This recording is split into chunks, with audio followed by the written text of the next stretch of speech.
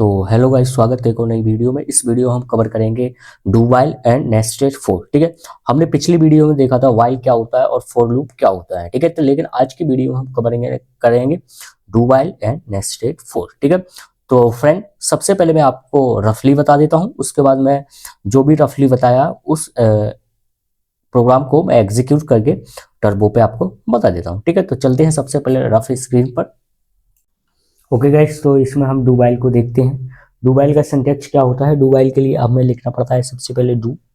ठीक है, डू में जो भी हमारा एग्जीक्यूशन है वो हम इसमें लिखेंगे। उसके बाद हम लिखेंगे कंडीशन, फिर देखेंगे हमारी कंडीशन ट्रू है या फॉल्स है। यानी कि ये क्या करेगा, जो भी कंडीशन है वो हम यहाँ पे लिख देंगे। ठीक है, और ये अपना आ जाएगा गेस सी एच जो भी हम यूज कर रहे हैं, और C L R S C R इस तरीके का। ठीक है, तो सबसे पहले इसमें क्या होता है, सबसे पहले डू यानी कि आप एग्जीक्यूट करो, उसके बाद आप कंडीशन चेक करो कंडीशन मेरी ट्रू है या फॉल्स है। यदि मेरी कंडीशन ट्रू है तो आगे के लिए आप एग्जीक्यूट करना, अदरवाइज यहाँ पर स्टॉप कर देना। ठीक है, लेकिन इसमें डिफरेंट क्या है वाइल और डू वाइल में। ठीक है, वाइल में जो होता था सबसे पहले हमारी होती थी कंडीशन।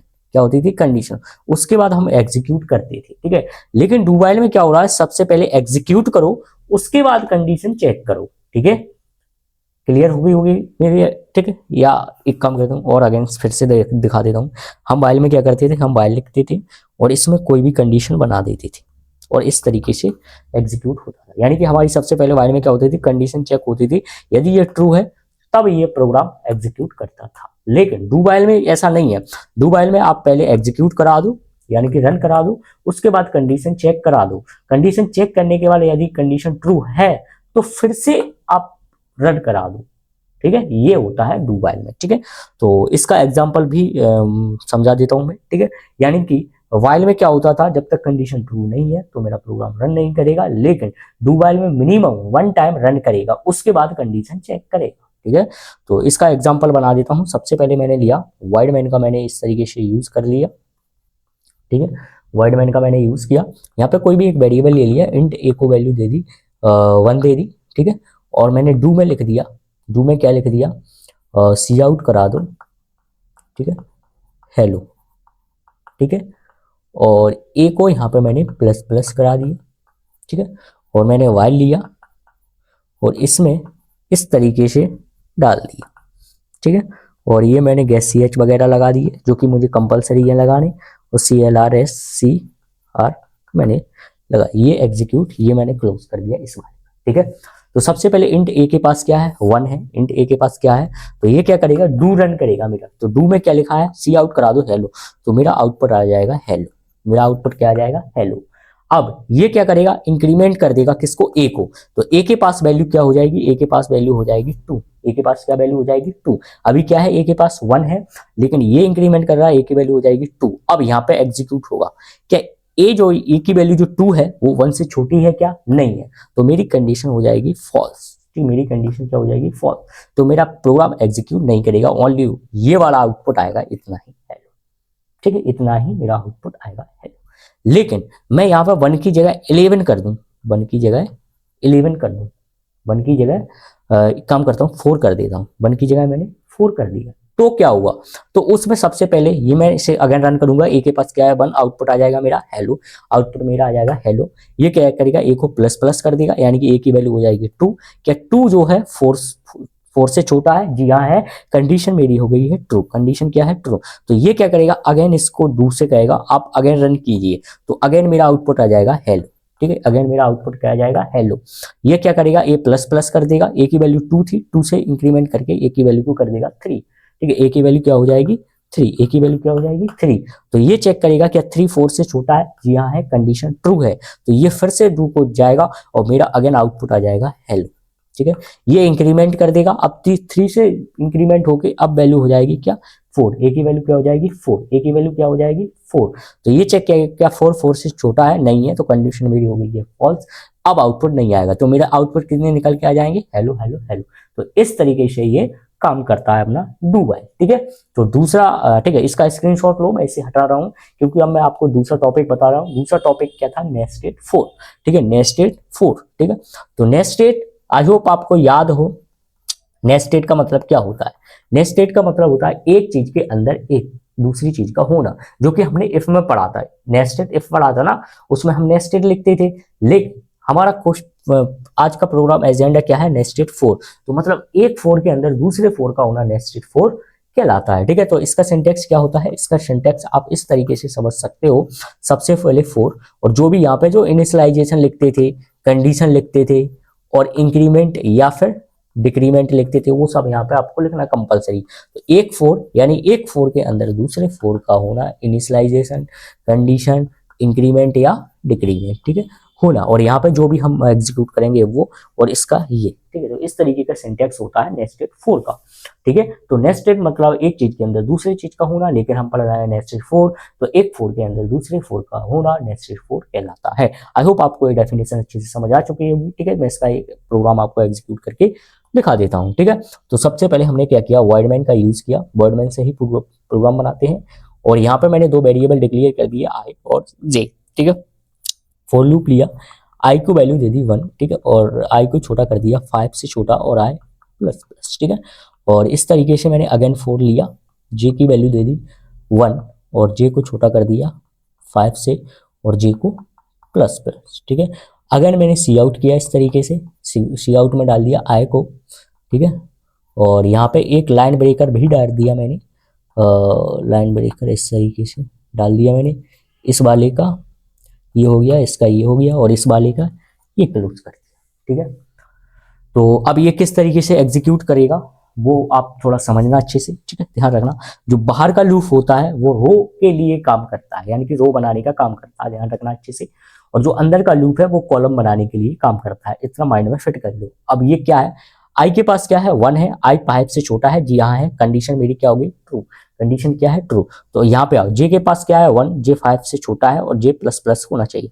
तो जे के पास क्या है? 1 है, तो जे की कंडीशन क्या है? ट्रू। तो आउटपुट दे दो आई। आई के पास क्या था? 1। आई के पास क्या था? 1। आई के पास क्या था? 1। यानी कि फर्स्ट रो पर जाओ, यानी कि फर्स्ट रो पर जाओ, और ठीक है, ध्यान रखना, जे का काम होता है कॉलम बनाना। तो जे के पास क्या है? 1। तो एक कॉलम बना दिया, उस कॉलम में प्रिंट करा दो आई को, तो आउटपुट क्या आ जाएगा? 1। आउटपुट क्या निकल के आ जाएगा? 1। ठीक है, तो आउटपुट निकल के क्या आ जाएगा? 1। आउटपुट क्या आ जाएगा? 1। अब क्या होगा? जे की वैल्यू हो जाएगी प्लस प्लस, जे की वैल्यू क्या हो जाएगी? प्लस प्लस, ठीक है, क्योंकि ये लूप जब तक चलेगा जब तक कि ये कंडीशन फॉल्स ना हो जाए, तब ये वाला फॉर लूप चलेगा।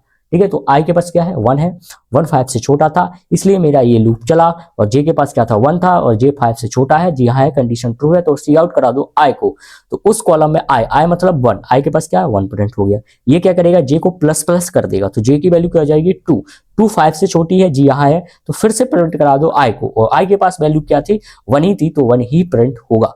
फिर ये क्या करेगा? इंक्रीमेंट करेगा, तो जे की वैल्यू 3 हो जाएगी, फिर से अगेन इस तरीके से 5 टाइम ये प्रिंट हो जाएंगे, क्योंकि जैसे ही जे की वैल्यू 6 हो जाएगी, 6 और 5 ये कंडीशन हो जाएगी फॉल्स, तो मेरा ये प्रोग्राम एग्जीक्यूट नहीं करेगा। अब आओ यहाँ पर, ये क्या करेगा? लाइन ब्रेक कर देगा। लाइन ब्रेक मतलब इस वाली लाइन पर आपको पहुंचा देगा, इसी लाइन में नहीं जाएगा, अब कंटिन्यू इसी लाइन में आप कंटिन्यू नहीं करेंगे, इस लाइन पर आ जाओगे, न्यू लाइन पर, ये न्यू लाइन पर आपको पहुंचा देगा। ठीक है, अब आई के पास 1 था, अब आई की वैल्यू हो जाएगी 2। क्यों हो जाएगी? क्योंकि ये इंक्रीमेंट कर देगा, आई को प्लस प्लस कर देगा, आई को प्लस प्लस, तो आई के पास क्या है? 2। अगेन यहाँ पे आएगा, तो क्योंकि 2 इससे 5 से छोटा है, तो कंडीशन मेरी होगी ट्रू। ठीक है, अब यहाँ पे आओ, जे के पास क्या है? 1, 1 5 से छोटा है, जी यहाँ है, तो प्रिंट करा दो आई को, आई के पास क्या है? 2, तो अब आउटपुट क्या आएगा? 2 आएगा। ठीक है, अगेन ये क्या करेगा? जे को प्लस करेगा, यानी कि आई की वैल्यू 1 थी, अब हो जाएगी 2। 2 5 से छोटा है, जी यहाँ है, तो फिर प्रिंट करा दो आई को, और आई की वैल्यू फिक्स है 2।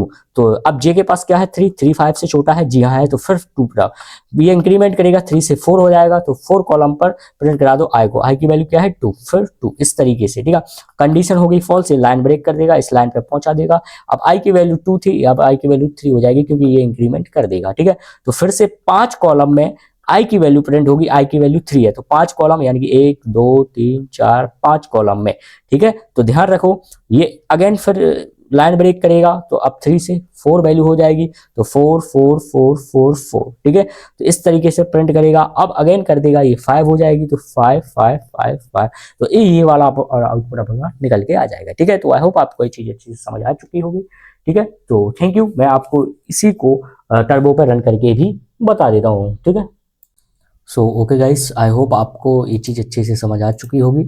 ठीक है, तो मैं अब चलता हूँ टर्बो स्क्रीन पर, जिस पे आपको प्रोग्राम एग्जीक्यूट करके दिखा देता हूँ। ठीक है, तो मैंने यहाँ पे एक तरीके का एक स्ट्रक्चर बना रखा है। ठीक है, आप देख सकते हो। अब मैंने यहाँ पे क्या किया, एक वेरिएबल ले लिया इंट ए, एक को वैल्यू दे दी, कोई भी वैल्यू दे दूँ, मैंने एक को 1 वैल्यू दे दी। ठीक है, और मैंने यहाँ पे सबसे पहले यूज किया डू। ये डू मीन्स सबसे पहले आप कीजिए। ठीक है, डू मीन्स मतलब सबसे पहले आप कीजिए। क्या कीजिए, जो भी मैं यहाँ पे करने वाला हूँ। जैसे सपोज मान के चलो मैंने लिख दिया हेलो। ठीक है, हेलो। ठीक है, और क्या किया, साथ ही साथ हेलो प्रिंट हो, और साथ ही साथ आप एक काम करना, जो भी वैल्यू हो ए की, जो भी वैल्यू हो ए की, वो भी आप प्रिंट करा देना। ठीक है, एक काम करो, साथ ही साथ स्लैश एन का भी यूज कर लो, ताकि लाइन ब्रेक होके मेरा आउटपुट आए। इसलिए मैंने लाइन ब्रेक करके इस तरीके का यूज कर लिया। ठीक है, तो ये है। ठीक है, ये है। और मैंने यहाँ पे किया ए प्लस प्लस फी कर दिया इस तरीके से। ठीक है, और यहीं पे मैंने कर्ली को क्लोज कर दिया। ठीक है, अब मैंने यहाँ पे यूज किया वाइल। ठीक है, और इसमें मैंने कोई भी कंडीशन बना दी, इसमें मैंने कोई भी कंडीशन बना दी। कंडीशन बना दी मैंने, क्या बना दी, इस तरीके से मैंने कंडीशन को बना दी। ठीक है, इसका मतलब क्या हो गया, इसको समझो आप ध्यान से। इसका मतलब ये हो गया, सबसे पहले डू, सबसे पहले प्रिंट करो, उसके बाद कंडीशन चेक करो।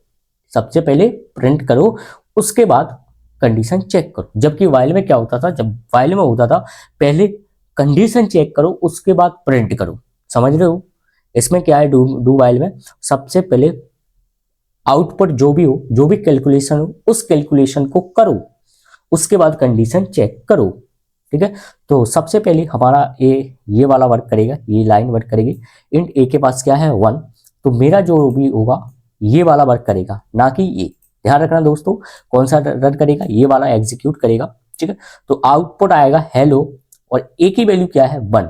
आउटपुट क्या आ जाएगा, हेलो, और ए की वैल्यू हो जाएगी 1। ठीक है, और ये क्या कर देगा, ये जो ए की वैल्यू है उसको इंक्रीमेंट कर देगा, ए की वैल्यू हो जाएगी 2।